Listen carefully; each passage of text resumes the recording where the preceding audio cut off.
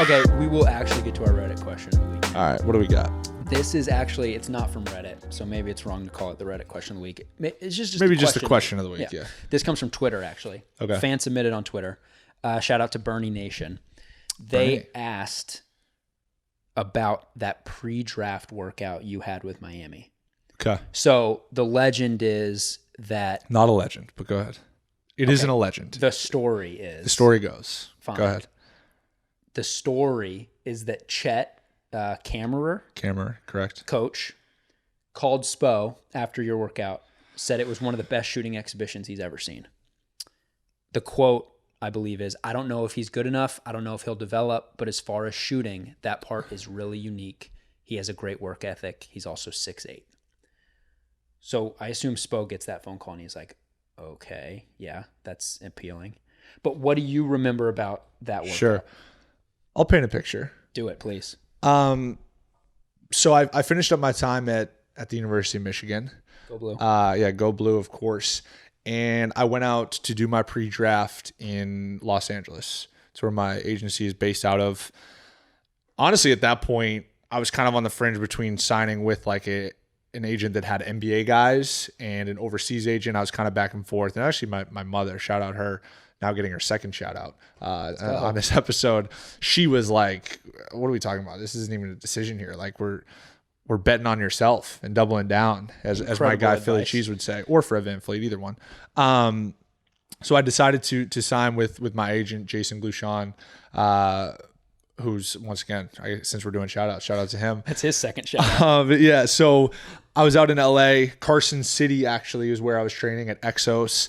And I was kind of just doing my thing. I was training at Exos, lifting, conditioning, and then there's like a little facility right there nearby, working out with a guy by the name of AJ Diggs, who's really, really good at what he does. Third shout out. Yeah, has worked in the NBA and does a lot of player development stuff, and is just really, really good at challenging, pushing people, skill development, all that stuff.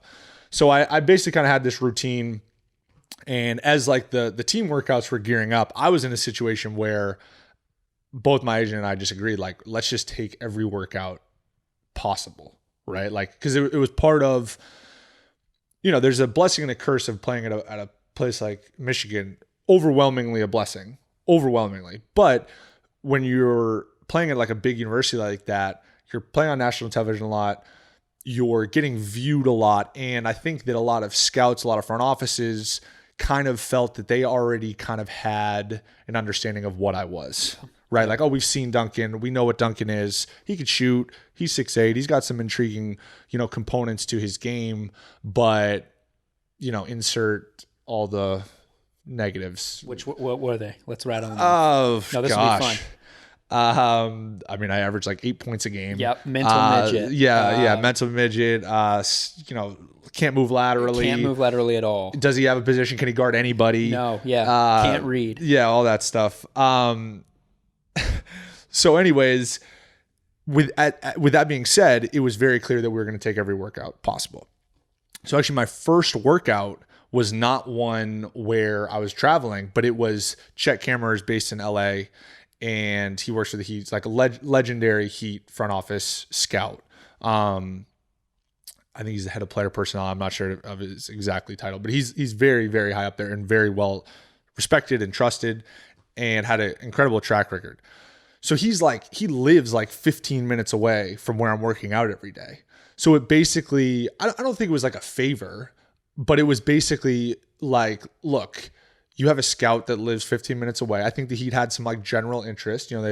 They probably knew I wasn't going to get drafted. They liked developing undrafted guys or at least kind of evaluating them. So it was like kind of like a no-brainer. Like drive 15 minutes, maybe sit in some LA traffic and watch this guy work out. Now, it was unique because most NBA workouts are in a group. You're one of 6 guys, you play 3-on-3, you do all this stuff. But it was going to be just me working out with our trainer, AJ.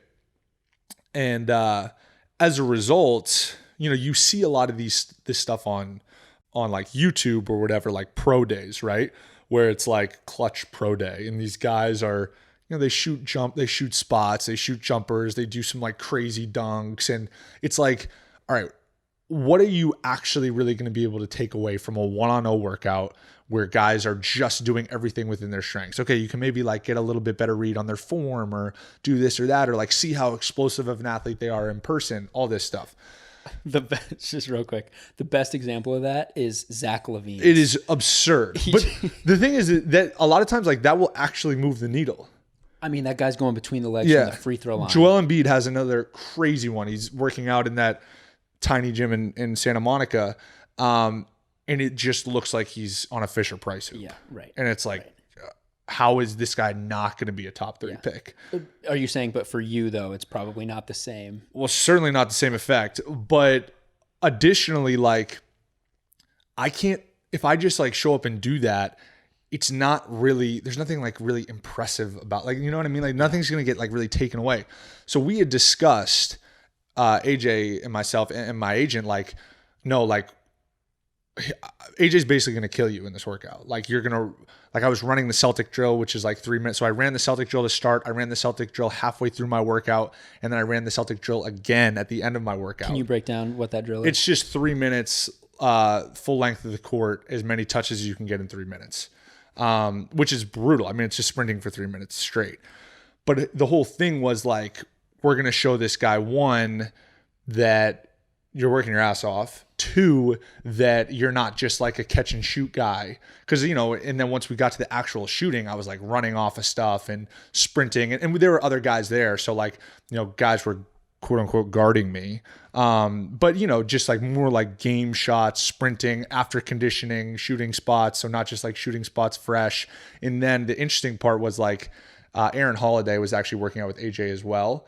And he actually had him come in and like, I was like guarding him full court, which is, you know, once again, not exactly my strength, but it was more so just to show like, he's getting after it. Yeah, exactly. How'd that go, by the way? Not great. Yeah, right. You know, I like was able to turn him a couple times, but like, I think that's kind of all anyone would really expect. Yeah. But anyways, so I ended up I shot the ball well. And you know, of course, like also people forget I'm like 6'8", so like especially early on in the workout, there were kind of some moments where, you know, like rip through dunk or like reverse dunk or like do some different stuff. And which it's like, you have in your bag. Yeah, it's like people are like, oh, damn, he is 6'8", like that looks pretty easy. Granted, I know I don't do that on a night-to-night basis, but anyways, it was just a way to be evaluated in a different light, and I think it also helped people, or at least Chet in this case, see there's like levels to shooting. You know what I mean? Like, okay, yeah, this guy can shoot. Well, this guy can shoot too. But then there's like, of course, being able to do it at like an elite high level. And that was really the purpose of that, is to show that like, I'm not just, or try to show, I'm not just a guy that can shoot, but like I have like a very, very distinguishable skill of like, you know, there's only a handful of guys in the NBA that run off of screens and do crazy stuff. There are guys in the NBA that can really shoot, but you have to be able to sort of fit to a certain bill of like being able to really create overreactions, really fly off of stuff, shoot on the move, off balance, all that stuff. So it was kind of a way to kind of show that, because at Michigan, I was very much just kind of like floor spacer, you know, catch and shoot. The occasional play was kind of run for me to get an open one. But anyways, yeah, so I made some shots. I felt like it went really well. It was my first one for, you know, in front of an NBA team. And at that point, I think they had decided like, wow, he's at least worthy of like taking a closer look. And then from there, it kind of materialized into a summer league invitation. But I will say, you know, his conversation with Spo, I give Spo a ton of credit and the Heat a ton of credit.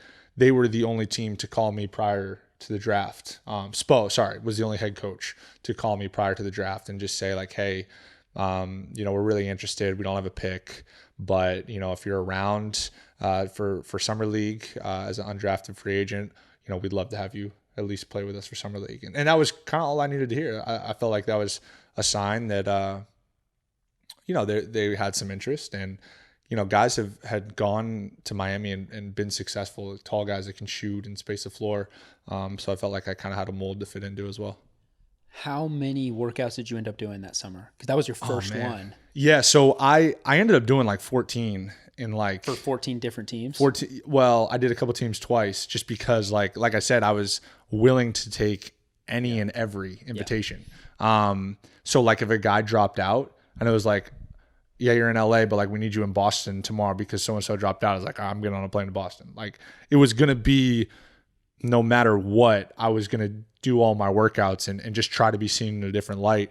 And, that's an interesting time. Obviously there's a whole group of guys that are right on the cusp of going through it, but, it's a challenging time for sure. It's high stress, high anxiety, especially as an undrafted guy, or a guy that's like on the fringe of maybe hopefully getting drafted.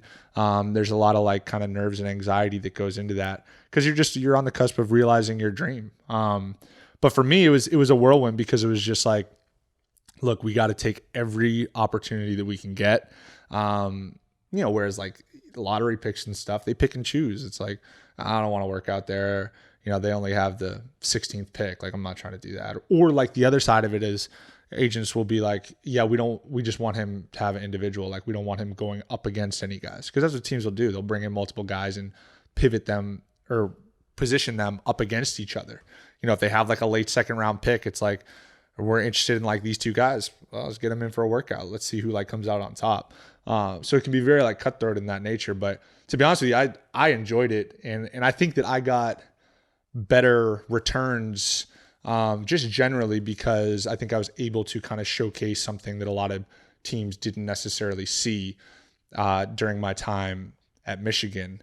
And, but also like with that being said, the frustrating side of that is it's only one form of evaluation. Whereas like I could show up to a workout and, truthfully, like I felt like there were workouts where I really outplayed guys, but then on draft night, those guys' names got called and mine didn't. Yeah.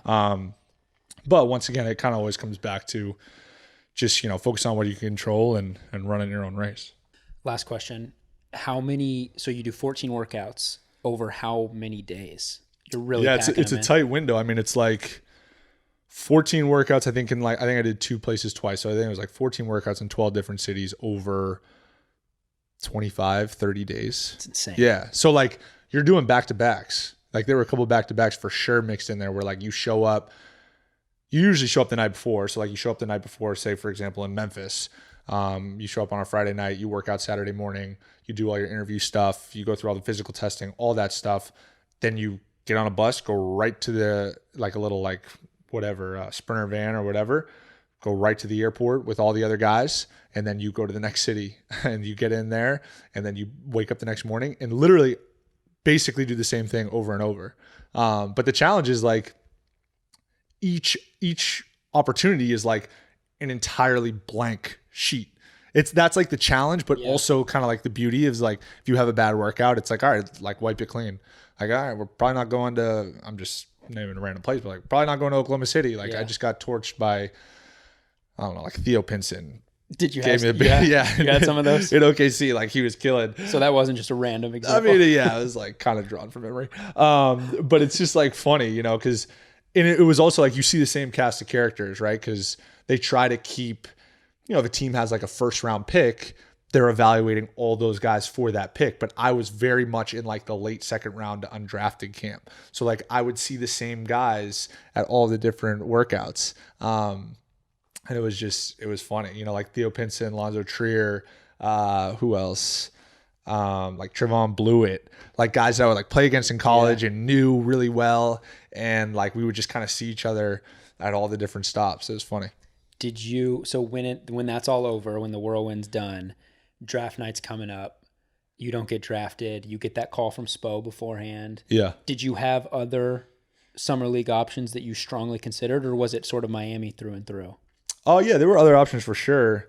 Actually, I wanted to go to a different situation, and it was a combination. Or I thought I wanted to. I remember. Yeah, I thought I wanted to, and obviously it turned out to be like the ultimate blessing that I didn't. It was a variety of reasons, but like once again, it's my agent is awesome in that like it's always my decision, but like he was always going to put in his advice. That's why he is who he is and why he gets paid what he does, whatever. So he had recommended Miami for a variety of reasons, and I didn't like fully understand why at the time, but I really liked Miami. but there were also other enticing options. And we ultimately just as a group, with my family and everybody, just felt that Miami was the best fit. That other place would have been interesting. Yeah. Just to see how that all played out. I mean, I think this is like relatively public information. It was Miami, LA, Lakers, Milwaukee was kind of in there. So yeah, it was basically those three. But I remember it was Miami or LA. It kind of got to that point. Yeah. So anyways. Yeah. Well. But I mean, like it's easy for like someone to turn around and say like, oh, imagine you on the Lakers now. It's like, all right, well, so many things, right. Who knows if I even check into the game in summer league on that team. Right. Like they had just drafted Svi Mikhailuk. By the way, that team was not the LeBron. That was it looks totally different now. Yeah, they've had so much turnover since then, and like it basically came down to like they had just drafted Svi Mikhailuk in the second round, I think 47, and I know it's 47. And like I thought I had a really good workout with them, and I thought that I could be in play for that pick, and I found out like right at the start of the second round that I wasn't. I was like, all right, whatever. But then for them to turn around and take a 6'8" guy who can shoot, it was like, okay, well, they're clearly going in that direction. And then like, even if I were to latch on there, this is just the reality of professional sports. Like he's going to get every opportunity before I would. That's just how it goes. Yeah. The second round pick, you drafted the guy, you better invest in him versus the undrafted guy you just picked up off the street. But yeah, so that's just kind of how it plays out. That's why it ultimately ended up being, Miami didn't have a pick. So it made sense from that standpoint of like, they don't have a pick. Their summer league is going to be heavily featured Bam, heavily featured Derek Jones, Derek Walton. And then I would just kind of like fit in around those guys, which ended up working out pretty well. Yeah. Makes sense. Yeah. Wow. That was a long. That was fun. Yeah. We touched a lot of bases there. Let's do the long shot feature. Yeah. Drew Robinson. Great last name. That's what I was going to say. Great last name. Drew lost his eye in a suicide attempt about 13 months ago. Yeah. And this past week, he had his first hit and his first home run playing AAA baseball. I've seen the clips. I mean, it's kind of like a pretty well covered and documented story, but felt like Drew is certainly worthy of a shout out. That's a crazy juxtaposition from month 1 to month 13. Insane. This one was recommended to us by a few different people. So thank you to all of you that recommended it to us. There's an amazing ESPN article about just the whole situation and everything that led up to it and what was going on in Drew's life, written by Jeff Passan. I think I'm saying that right. Sure. But it's really, really good. So I encourage you guys to go read that. I just quickly want to say there's a piece from that article that I wanted to read. It's a quote from Drew. He says, "I never will hold back from asking or telling someone, even if it's something simple, hey, this little thing's annoying me today. Just tell them. They want to hear it. People that love you want to hear it. And if you don't have people that love you, therapists want to hear it. People want to help you. Professionals want to help you. So many people in this world are willing to help anyone going through these things. It might be a specific situation that makes it feel like you're alone, but you're never alone." I just think that's really powerful. I think that's really important. Yeah. I think it certainly contributes to the ongoing conversation that I think is really starting to be had now in professional sports around mental health. I think that there have been a handful of really pioneers. I can speak to them in the NBA just because that's kind of the league that I'm familiar with, but it stretches across a variety of leagues. And it's, I think like you said, I mean, it's, what's important is to break down this stigma and, wrestle with this idea that like talking about your mental health is like somehow taboo. Like it's obviously not. And, I think that mental health gets separated from physical health when in reality, like it should just be about general health. 100%. Which is actually an interesting segue. This hat, Soho Youth Club, is doing some cool things in Ann Arbor. A friend of mine, Mahmoud Isa, is doing some pretty special stuff with the Soho Youth Club, which is exactly that. It's basically they're helping out underprivileged youth and kind of working to combat these stereotypes and stigmas that come with particularly mental health and helping uplift youth in that greater Detroit area. Love it. Shout out Soho Youth Club. That's our 4th shout out of the episode. We just turned into a shout out podcast. Crushing it. Anybody else you want to shout out while we have the floor? No, I got nothing. We're done. We're out. We'll wrap it up. All right, so that pretty much does it for the first stint of the Long Shot podcast. Yeah, God. What a run it's been. Yeah, it's been a fun run. It's not over. We're not going anywhere. It's just distance makes the heart grow fonder. We're going to take a couple weeks. Yeah. Get away from your guys' ears. Yes. Or eyes. Yeah, eyes and ears. But we'll be back with a vengeance. We will be back. Yeah. And with that, that's the Long Shot signing off.